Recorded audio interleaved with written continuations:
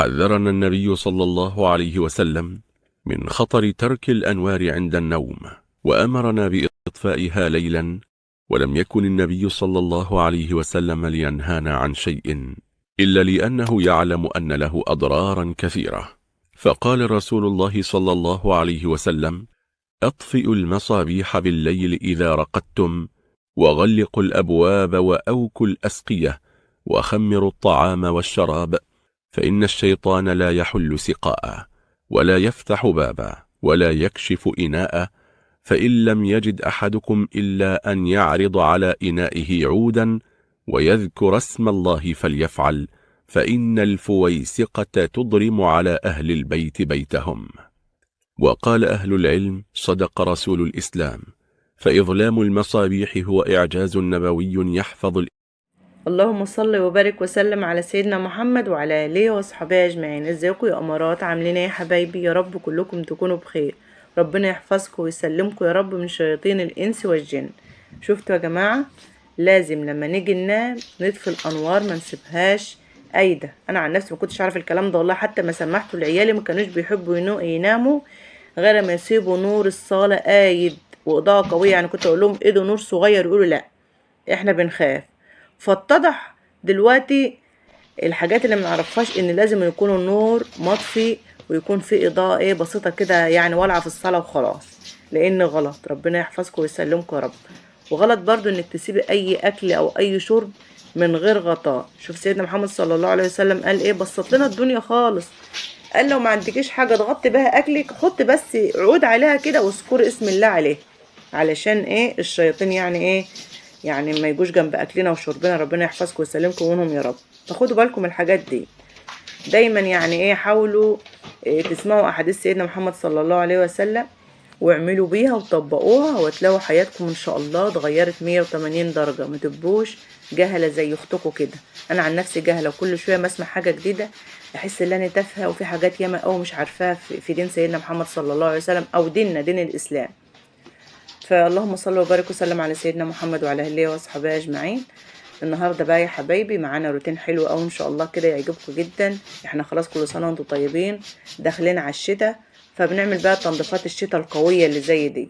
انا بقى لا بنضف انتريه لا بسترس ولا فيترس ولا الحاجات دي خالص. شايفين شكله عامل ازاي؟ محدش يقرف ويقول لي ليه مش ما سبت الانتريه بتاعك وصل للمرحله ديت، وازاي بتغسليه بميه وهيبوظ منك. لا والله يا جماعه، الانتريه دي ما شاء الله لا قوه الا بالله بتاع فرحي، بقاله 23 سنة وأيام. أنا في شهر 8 اللي فات ده 2/8 تميت 23 سنة جواز. فما شاء الله لسه بحالته، والخشب بتاعه جامد لأن كنا عاملينه عمولة. كان أول شيماء يعني عامل العفش بتاعه كله عمولة. فما شاء الله ما بغسله ويحصلوش حاجة. أنا قبل ما أجي الشقة ديت كان الحمام بتاعي الباب بتاعه صغير، ما كنتش بعرف ادخل الانتريه في الحمام، ولا عندي بلكونه واسعه. كان عندي بلكونه 1.5 متر طول وعرض 80 سنتي. ده كنت بطلع بس انشر فيها شويه غسيل وادخل كده. بس الحمد لله والشكر لله، ربنا وسعها عليا، ربنا يوسعها عليها يا رب في قبرها. حماتي الله يرحمها ويجعل مسواها جنة الفردوس الأعلى يا رب، هي ووالدي وأخويا وكل أموات المسلمين. حماتي الله يديها الصحة هي السبب في الشقة اللي أنا فيها دلوقتي. بقيت له أرض وادتنا فلوس وخدنا الشقة ديت، ربنا يوسعها علينا عقبال عندكم كلكم يا رب. فعملت باب الحمام ده بقى كبير، بقيت أدخل منه الكرسي الكبير ده، لأنه كنت عاملاه مخصوص علشان أدخل منه الغسالة دي. فبقيت ادخل الانتريه، وكمان عندي بلكونه ما شاء الله كبيره برضو، ممكن ساعات بطلع في البلكونه واغسل في البلكونه. بس ساعات بصراحه بستسهل الحمام اسهل يعني. فبقى اجيب بقى ايه شويه ميه سخنين جامد كده، سخنه جامد يعني لو انت عايزه تعملي زي حالاتي كده، والخشب بتاعك متين وحلو مش هيبوظ من الميه. هتجيبي ميه سخنه جدا وتحط عليها شويه برسيل، البرسيل اللي تغسلي بيه عادي خالص، وشويه كلور. اهم حاجه الكلور بيرجع لي الانتريه جديد في جديد زي الاول بالظبط. وتحط كده وعلى طول بالفرشه بتاعت الغسيل دي، بصراحه الفرشه دي حقها حلال، وتغسلي وتركيني انتريه كده وتسيبيه يتصفى، وبعد كده تطلعيه في حته شمس. صحيح بيقعد له يومين 3 علشان يحمص التحميصه اللي هي، بس في الاخر بيرجع زي العسل ان شاء الله. تشوفوا الانتريه ده بقى كده مرصوص في الصاله وشكله عامل ازاي.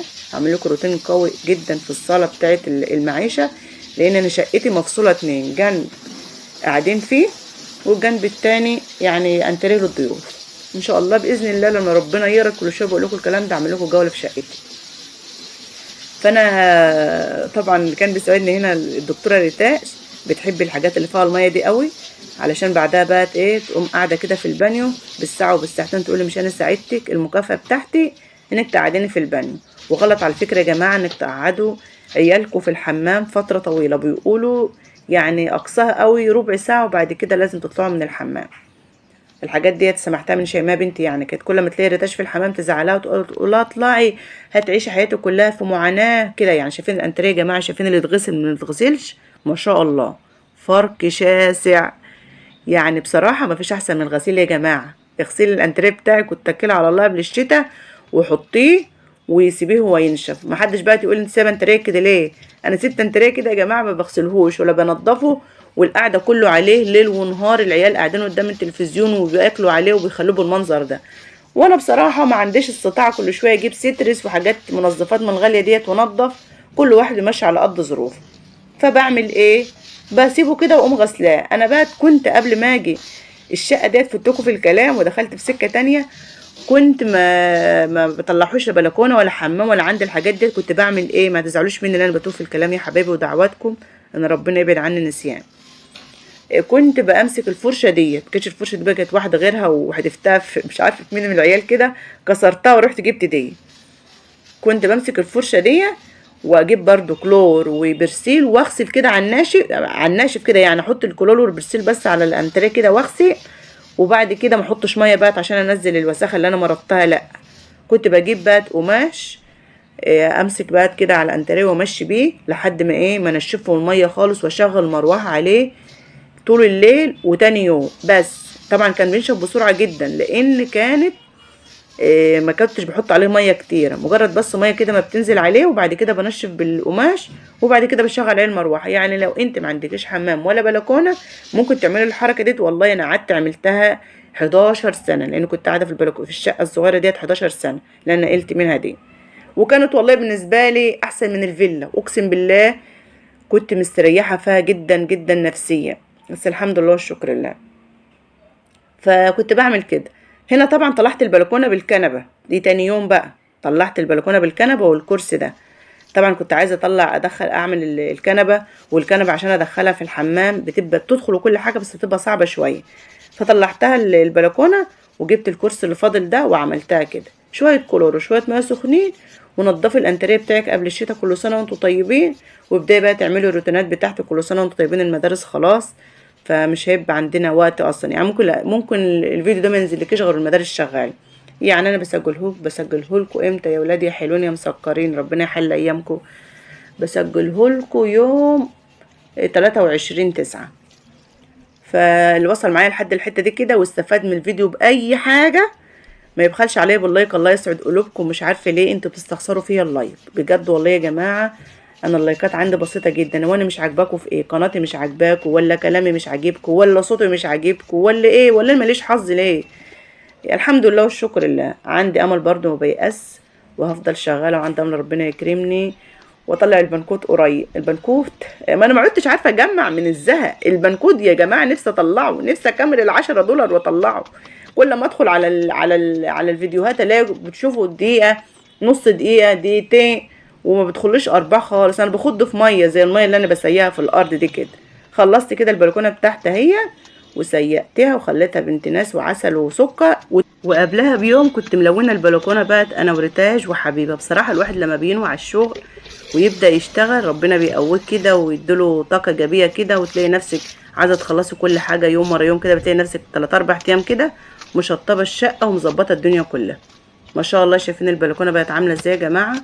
استاهل اللايك بقت ولا لا؟ الله يكرمكم يا جماعه. ما كنتش حاطط اللايك لسه، حط اللايك.